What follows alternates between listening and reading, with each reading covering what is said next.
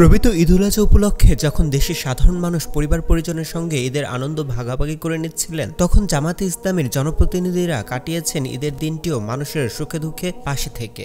চলতি বছরের ঈদ উপলক্ষে সরকার ঘোষিত দীর্ঘ 10 দিনের ছুটিকে অনেকেই কাজে লাগিয়েছেন পরিবারকে সময় দেওয়ার জন্য। তবে বাংলাদেশের অন্যতম রাজনৈতিক সংগঠন বাংলাদেশ জামাত ইসলামীর নেতাকর্মীরা এই ছুটিকে কাজে লাগিয়েছেন সংগঠনের স্বার্থে। ইসলামের দাওয়াত পৌঁছে দিতে গেছেন নিজ নিজ এলাকায় প্রতিটি ঘরে। এই সময়টা ছিল নির্বাচনী এলাকার সাধারণ মানুষের সঙ্গে ঘনিষ্ঠ সম্পর্ক গড়ে তোলার উপযুক্ত সুযোগ। আর সেই সুযোগকে কাজে লাগিয়েছেন গোলাপগঞ্জ বিয়ানীবাজার সিলেট 6 আসনের সংসদ সদস্য প্রার্থী মোহাম্মদ সেলিম উদ্দিন।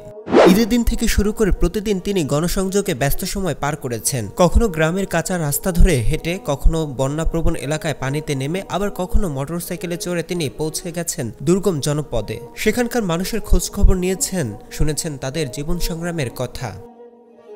গণসংযোগের এই ব্যস্ততার মাঝে কয়েকটি ছোটখাটো দুর্ঘটনার সম্মুখীন হয়েছেন তিনি। তবে এসবকে পাশ কাটিয়ে ঈদের সময়টা সাধারণ মানুষের মাঝে কাটিয়ে দিয়েছেন বলে জানান তিনি। পরিশেষে মোহাম্মদ সেলিম উদ্দিন বলেন, এই ঈদটা ছিল উন্মুক্ত, প্রাণবন্ত ও মানুষের ভালোবাসায় ভরপুর। ভালোই এনজয় করেছি এবারের ঈদটা। অনেকদিন পর মুক্ত পরিবেশে করতে পেরেছি, লোকদের সাথে সাক্ষাৎ হয়েছে, ভালো লেগেছে।